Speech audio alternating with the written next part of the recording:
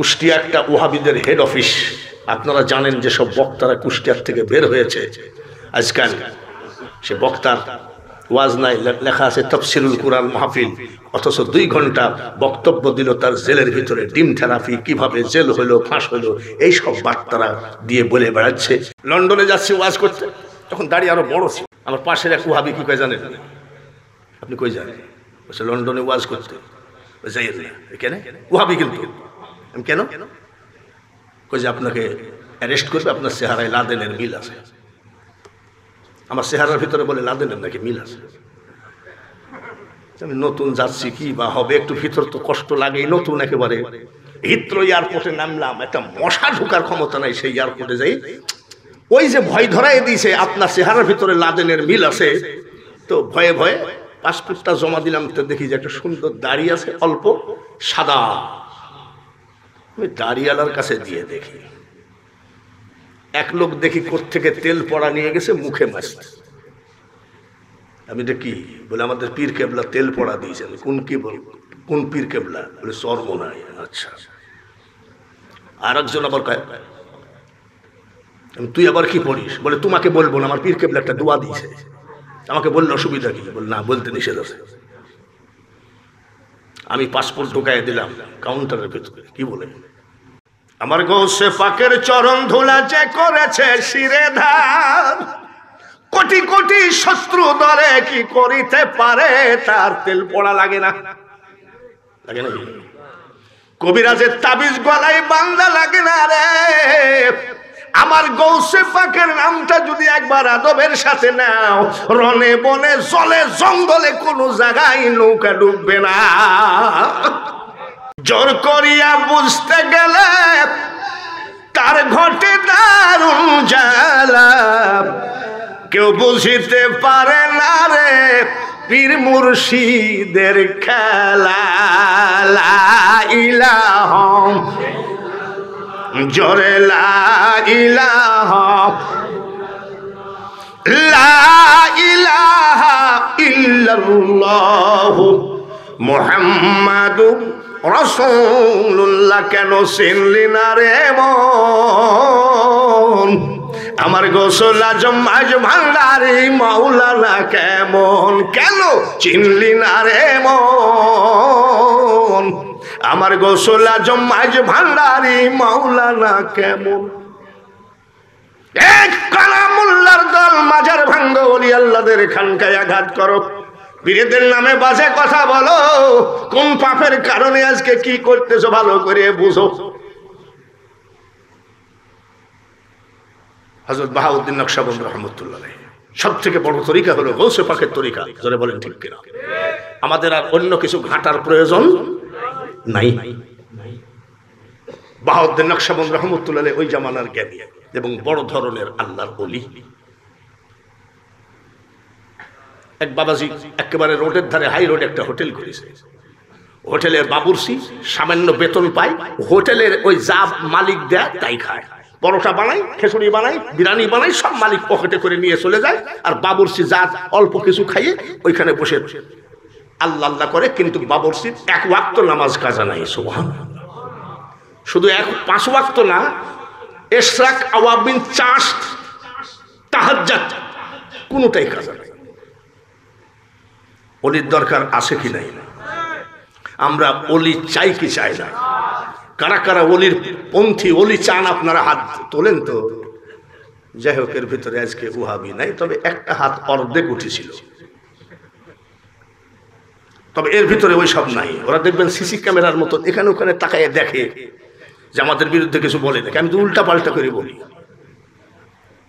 আপনাদের দেশে একটা বয়ানি কি আবুল কি নাম জানা, আমি চিটাগাঙ্গের ভাষা বুঝি, আমি ওনার ওয়াজটা শুনি। আমার স্ত্রী বলে, আচ্ছা তুমি কি বুঝো? আমি চিটাগাঙ্গে 47 বছর আসা যাওয়া করছি, আমি কিছু বুঝি না নাকি? একেবারে ওপেন ঝাড়ে, ঠিক কিনা? এই বাবুর্চি জিন্দেগিতে কোনো মুনাজাত করে না, আমার টাকা পয়সা দরকার, মাবুদ আমাকে ধনী বানাও, ব্যবসা দাও, চাকুরি দাও, কিছু বলে না। আমার ছেলেটাকে মেট্রিক পরীক্ষায় গোল্ডেন দিও, কিছু বলে না। বলে কি বলে? কি বলে? শুধু একটা কথা বলে, মাহমুদ আল্লাহর ওলি বাহাউদ্দিন নকশবন্দ রহমতুল্লাহের চেহারাখানা না দেখায় কবরে নিও না। ওই খালি কান্দে, ওনার অন্য কোনো মোনাজাত নাই। আমরা যেমন মোনাজাত করি, ছোট বড় ছেলেটা বিদেশ যাওয়ার জন্য ধান্দা করতেছে, তুমি একটু দিও, মেয়েটার একটা ভালো স্বামীর ব্যবস্থা করে দিও। কিন্তু ওই বাবুর্চি শুধু একটাই দোয়া করে, আল্লাহর ওলির চেহারাটা যেন দেখতে পাই। সুবহানাল্লাহ। ওলি দরকার আছে না? কিন্তু ওলির দরকার থাকলে ওলি কি তোমার বাড়ি চলে আসবে নাকি? এত সস্তা। বেদে নাই যার রূপরেখা, পাবে সামান্য কি তার দেখা। এত সহজে কেউ পায় নাই। গৌসুল আজম বাবার নাই, হযরত কেবলা বা যত আউলিয়া আছে সহজে কেউ পায় নাই। গৌসে পাক পিরানে পীর দস্তগীর, মাহবুবে সুবহানি, গৌসে সামদানি, মহিউদ্দিন আব্দুল কাদের জিলানী রাদিয়াল্লাহু তাআলা আনহু, তিনিও ইরাকের জঙ্গলে 22 বছর মওলার দিকে তাকায় সাধন ভোজন করেছেন। ওটা তাদের ব্যাপার। কিন্তু গৌসে পাক অত সাধন ভোজন করার প্রয়োজন আছে বলে আমার মনে হয় না। তারপরেও কাকে কিভাবে তৈরি করছে আউলিয়াদের ইতিহাস পড়বেন। বাবুর্চি কানতে কানতে 12 বছর। কত বছর? কত বছর? আমাদের দেশে দেখি কিছু 8 রশির মুরিদান কয়েকদিন খালি বলে ইয়া আল্লাহ, এটা হলো 8 রশির জিকির আর কি। ওইখান থেকে চলে গেল, যাই জুব্বার 5 কলি টুপি লাগাই কয় সুবহানাল্লাহ সুবহানাল্লাহ সুবহানাল্লাহ, এটা হলো চরমোনাই জিকির। কি রে বলে 8 রশিতে কিছু নেই, চরমোনাই খাঁটি। চরমোনাই থেকে চলে গেল মানিকগঞ্জ। কিরে বলে মানিকগঞ্জে অরিজিনাল। কিছুদিন পর আবার চলে গেল ফুরফুরায়। কিরে বলে ফুরফুরায় একেবারে আল্লাহর ওলির দরবার। এত সহজ না, খালি পীর পাল্টাই বেড়ায় তাই না। এত সহজে কেউ কোনোদিন। একটা কথা বলে দিই, মুরিদ হইছেন, বউ তালাক দিলে আবার ওই বউ নেওয়া জায়েজ আছে। আলেম ফতুয়া দিবে, সেটা হলো কি বলে হিলা বা এইগুলো দিয়ে বউ আবার নেওয়া জায়েজ আছে। কিন্তু পীর ধরলে সে পীরকে ছাড়া জায়েজ নাই। ভালো করে বুঝিল। সকালে এক পীর ধরবা, বিকালে এক পীর ধরবা, আবার বলবো যে আমি কিছুই পাই নাই, ওই দরবারে কিছু নাই। তোমার তো ধরাই হয় নাই। মুরিদ মানে কি? মরা। মরা মানে কি? গরম পানি বাকি আর ঠান্ডা পানি বাকি গায়ে ঢাললেই বাকি। তুমি তো মুরিদই হতে পারো নাই। ঠিক আছে, 12 বছর কানতেছে, ইমান নষ্ট হয়েছে। 8 রশিদ থেকে আবার চরমোনাই গেছে, 12 বছর কানতেছে ওই হোটেলের ভিতরে। মাহমুদ আজ 12 বছর হয়ে গেল, ছেলের জন্য চাই নাই, বউ চাই নাই, মেয়ে চাই নাই, সংসার জগতের কিছু চাই নাই।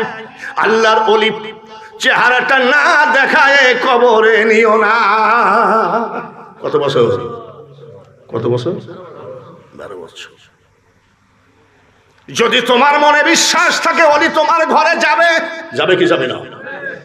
হ্যাঁ, জিয়াউল হক মাইজ ভান্ডারী সাহেব রহমতুল্লাহ আলাইহি বলছেন, জিয়াউল হক মাইজ ভান্ডারী বিশ্ব ওলি, আব্বা দেখি আমি একটা গাড়ি কিনবো, একটু দোয়া করে। যাও বই হয়ে যাইব বই। উনি আবার ওইভাবে বলতেন, যাও বই হয়ে যাইব বই। ও লোকটা একটা গাড়ি কিনে নিয়াত করেছে যে গাড়িটা কিনবো, পোটের থেকে উঠায়ে কালার টালার সব কমপ্লিট করে আগে জিয়া বাবাকে না উঠায়ে আমি গাড়ি ভাড়া দিব না, রেন্টে কার ভাড়া দেওয়ার জন্য। গাড়ি কমপ্লিট।